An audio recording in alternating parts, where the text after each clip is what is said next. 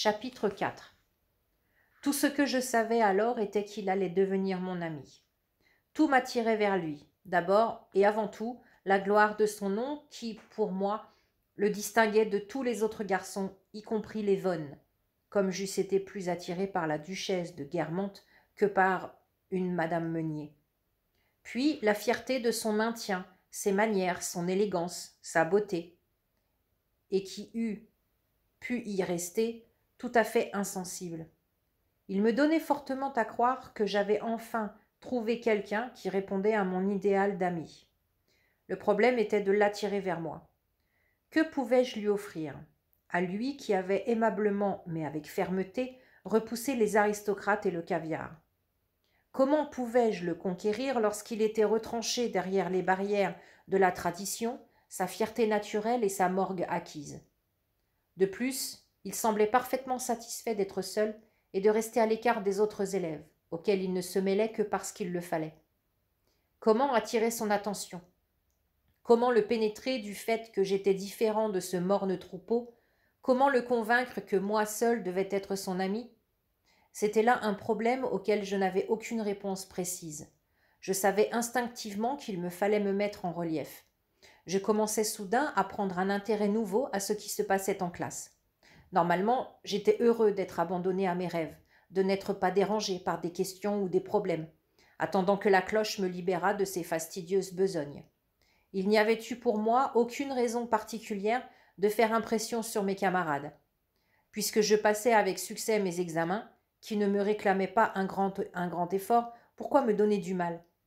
Pourquoi faire impression sur les professeurs, ces vieillards las et sans illusion, qui nous disaient que non scholae sed vitae dissimus, alors que c'était, me semblait-il, le contraire.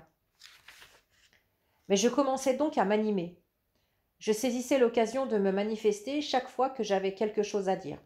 Je discutais de Madame Bovary et de l'existence ou de la non-existence d'Homère. J'attaquais Schiller, je qualifiais N de poète pour voyageur de commerce et proclamais Hölderlin le plus grand poète d'Allemagne, plus grand même que Goethe. Jetant un regard en arrière, je vois combien tout cela était puéril, mais à coup sûr, j'électrisais mes professeurs et attirais même l'attention du caviar. Les résultats me surprirent également. Les maîtres, qui s'étaient désintéressés de moi, eurent soudain l'impression que leurs efforts, en fin de compte, n'avaient pas été perdus et qu'ils étaient enfin récompensés de leur peine. Ils se tournèrent vers moi avec un espoir renouvelé et une joie touchante, presque pathétique. Ils me demandèrent de traduire et d'expliquer des scènes de Faust et de Hamlet, ce que je fis avec un réel plaisir et, je crois, quelque compréhension. Mon second effort, déterminé, se déploya au cours des quelques heures consacrées aux exercices physiques. En ce temps-là, peut-être est-ce aujourd'hui différent, nos professeurs, au Karl Alexander Gymnasium, tenaient le sport pour un luxe. Courir après un ballon pour le botter, comme cela se faisait en Amérique et en Angleterre, leur apparaissait comme une terrible perte d'un temps précieux qui eût pu être employé avec plus de profit à acquérir un peu de savoir. 2 heures par semaine pour fortifier son corps était considéré comme plus que suffisant. Notre professeur de gymnastique, Max Leur, surnommé Max les biceps, un petit homme vigoureux et bruyant, brûlait désespérément de développer notre poitrine, nos bras et nos jambes aussi intensément que possible dans le temps réduit mis à sa disposition. Il utilisait à cet effet 3 instruments de torture d'une notoriété internationale: la barre fixe, les barres parallèles et le cheval d'arçon. La formule habituelle était une course autour de la salle, puis des exercices de flexion et d'extension. Après cette mise en train, Max les biceps allait à son instrument préféré, la barre fixe, et nous montrait quelques exercices aussi faciles pour lui qu'enjamber une bûche, mais extrêmement difficiles pour la plupart d'entre nous. Il demandait habituellement à l'un des garçons les plus agiles de rivaliser avec sa démonstration et, parfois, me choisissait. Mais, dans les derniers mois, il avait le plus souvent désigné Heisman, qui aimait à se faire valoir et voulait en tout cas être officier dans la Reichswehr. Cette fois, j'étais déterminée à intervenir. Max les biceps retourna à la barre fixe, se tint sous elle au garde à vous, étendit les bras, puis sauta avec élégance et saisit la barre dans sa poigne de fer. Avec une aisance et une adresse incroyables, il souleva lentement son corps, pouce à pouce, jusqu'à la barre et s'y appuya. Il se tourna alors à droite, étendit les deux bras, revenant à son ancienne position, se tourna à gauche et reprit la position de repos. Mais tout à coup, il parut tomber, pour un moment, resta accroché à la pliure des genoux, ses mains touchant presque le sol. Il se mit à tourner lentement, puis de plus en plus vite, jusqu'à ce qu'il regagnât sa place sur la barre. Alors, d'un mouvement rapide et admirable, il s'élança dans le vide et atterrit sur ses orteils avec un bruit mat et des plus légers. Son habileté semblait rendre l'exploit facile, mais, de fait, il réclamait une maîtrise absolue, un équilibre merveilleux et aussi du sang-froid. Sur ces trois qualités, je n'avais un peu des deux premières, mais je ne puis dire que j'étais très courageux. Souvent, à la dernière minute, je doutais d'y arriver. À peine osais-je lâcher la barre, et quand je le faisais, il ne m'entrait jamais dans la tête que je pourrais le faire presque aussi bien que Max les biceps. Il y avait là la différence entre un jongleur capable de garder 6 balles en l'air et quelqu'un qui est reconnaissant d'être à même d'en manier 3.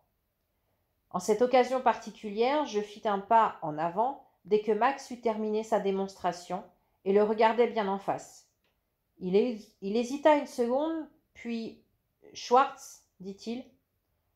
J'allai lentement jusqu'à la barre, me tint au garde à vous et sautai. Comme le sien, mon corps s'appuya sur la barre. Je parcourus la salle du regard. Je vis Max au-dessous de moi, prêt à intervenir en cas de ratage. Silencieux, les garçons m'observaient.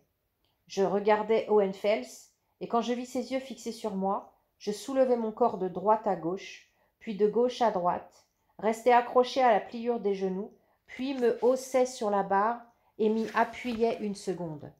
Je n'éprouvais aucune crainte, mais un seul désir, celui de vaincre. C'est pour lui que j'allais réussir. Je me dressai soudain à la verticale, sautai par-dessus la barre, me projetai en l'air, puis floc. J'étais du moins sur mes pieds. Il y eut quelques petits rires réprimés, mais quelques garçons applaudirent. Certains d'entre eux n'étaient pas de si mauvais bougres. Demeurant immobile, je tournai les yeux vers lui. Conrad, inutile de le dire, n'avait pas ri. Il n'avait pas non plus applaudi, mais il me regardait. Quelques jours plus tard, je vins au lycée avec quelques pièces de monnaie grecque. Je collectionnais les pièces de monnaie depuis l'âge de 12 ans. J'avais apporté une drachme d'argent corinthienne, un hibou de Pallas Athéna, une effigie d'Alexandre le Grand, et dès qu'il approcha de sa place, je fis semblant de les examiner à la loupe. Il me vit les regarder, et ainsi que je l'avais espéré, la curiosité l'emporta sur sa réserve. Il me demanda la permission de les regarder aussi. À sa façon de manipuler les pièces, je vis qu'il s'y connaissait. Il avait dû collectionner la manière de palper les objets bien-aimés et le regard appréciateur et caressant. Il me dit qu'il collectionnait, lui aussi, les pièces de monnaie, possédait le hibou, mais non mon effigie d'Alexandre. En revanche, il comptait dans sa collection quelques pièces que je n'avais pas. Nous fûmes interrompus à ce moment par l'entrée du professeur, et quand vint la récréation de 10 heures, Conrad parut avoir perdu tout intérêt aux pièces et quitta la salle sans même me regarder. Pourtant, je me sentais heureux. C'était la première fois qu'il m'avait parlé, et j'étais déterminée à ce qu'elle ne fût pas la dernière.